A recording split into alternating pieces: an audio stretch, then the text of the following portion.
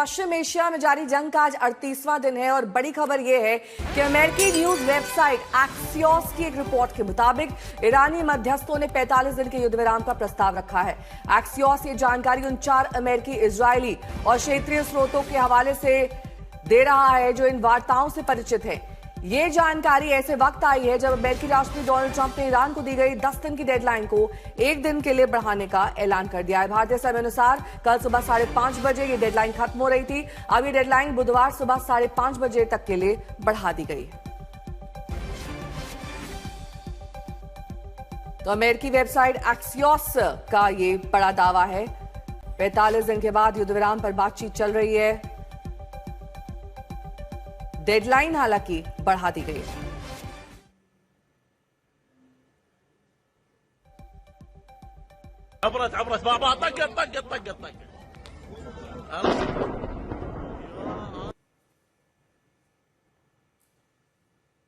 Iran America में 45 दिन युद्ध विराम पर बातचीत हो रही है। ये अमेरिकी वेबसाइट एक्सियोस के हवाले से खबर आ रही है। डेडलाइन पहले मंगलवार थी, अब ये डेडलाइन बुधवार सुबह 5:30 बजे तक के लिए बढ़ा दी गई है। भारतीय समय अनुसार ही हम आपको डेडलाइन बता रहे हैं। प्रणय उपाध्याय मेरे सहयोगी जुड़ गए हैं तमाम जानकारी के साथ। अशरफ वानी भी हमारे साथ जुड़ गए हैं। प्रणय, क्या कुछ कहा गया है इस वेबसाइट एक्सियोस में?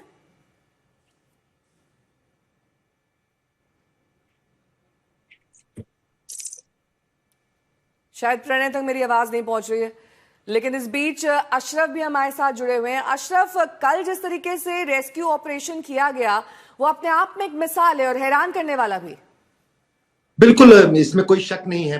सबसे पहले नेहा, जो 45 दिन की बात की जा रही है एक्सॉम की तरफ से, वो यही है कि जो कल जो ट्वीट आया था अमेरिकी राष्ट्रपति डोनाल्ड ट्रंप की तरफ से, जिसमें बहुत ही उसकी आलोचना हुई, उसके लैंग्वेज की, उस ट्वीट की पूरे विश्व भर में, तो उसके बाद तुरंत उनकी तरफ से एक और बयान आया कि अब उन्होंने 24 घंटे जो हैं उस डेडलाइन के और बढ़ा दिए हैं। यानी जो शुरू में आपने कहा कि मंगलवार शाम तक फिलहाल, या हम कहें बुधवार सुबह तक फिलहाल जो है ये अल्टीमेटम जो है डोनाल्ड ट्रंप की तरफ से वो रखा गया है। तो उस भी जो है कोशिशें दुनिया भर में, खासतौर से क्योंकि आपको पता है कि मध्यस्थता इस पूरे युद्ध में अभी तक फिलहाल ईरान किसी की नहीं मान रहा है, लेकिन कुछ देशों की जो बैठक इस्लामाबाद में हुई थी, जिसमें खासतौर से अगर कहें तो सऊदी अरब के विदेश मंत्री भी शामिल थे, इजिप्ट था, और साथ ही साथ जो है वहां पर अरागची, जो कि अब्बास अरागची विदेश मंत्री हैं ईरान के, उन्होंने भी उस पर कहीं ना कहीं एक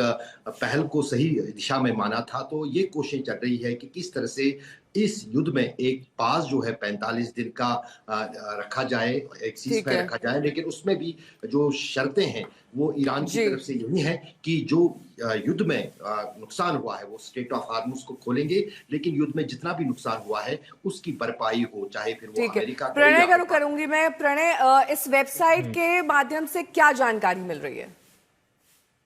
देखिए, एक्सियोस का एक दावा है, खासतौर पर कुछ वार्ताकारों के हवाले से, कि करीब 45 दिन के पॉज का एक प्रस्ताव है, यानी एक संघर्ष विराम का प्रस्ताव जो है वो रखा जा रहा है, चर्चाओं के अंदर है। और यही वजह है कि राष्ट्रपति डोनाल्ड ट्रंप ने जो अपनी डेडलाइन थी उसको 1 दिन और बढ़ाने का फैसला लिया है। आपको याद होगा नेहा कि कुछ समय पहले जब राष्ट्रपति डोनाल्ड ट्रंप ने एक सोशल मीडिया पोस्ट किया था ट्रूथ सोशल पर, और उन्होंने कहा था कि मुझे लगता है कि ईरान के साथ में हमारी वार्ताएं ठीक चल रही हैं और वो वार्ताएं किसी समझौते में तब्दील हो सकती हैं, लेकिन अगर ऐसा नहीं हुआ तो फिर हम ईरान पर जबरदस्त बमबारी करेंगे। तो यानी अपनी धमकियों के साथ साथ राष्ट्रपति डोनाल्ड ट्रंप एक दरवाजा खुला रखना चाहते हैं। वो अपने आप को डील मेकर कहते हैं, वो अपने आप को पीस मेकर कहते हैं, लेकिन उसके साथ साथ लगातार ईरान पर बमबारी का सिलसिला भी जारी है। मैं जहां मौजूद हूं इजराइल, वहां पर भी अब इस चीज को लेकर चर्चा हो रही है कि जो भी ऑब्जेक्टिव्स थे वो लगभग अचीव हो गए हैं। तो अब क्या इस संघर्ष विराम की तरफ बढ़ा जाए, किस तरीके से संघर्ष विराम का रास्ता निकल सकता है, क्योंकि इस वॉर ऑफ अट्रिशन के अंदर खर्च का बोझ हर अर्थव्यवस्था पे पड़ रहा है, चाहे इजराइल की अर्थव्यवस्था हो, चाहे अमेरिका की अर्थव्यवस्था हो, या भारत समेत दुनिया के अन्य देशों की अर्थव्यवस्था हो। स्ट्रेट ऑफ हॉर्मुज बंद है,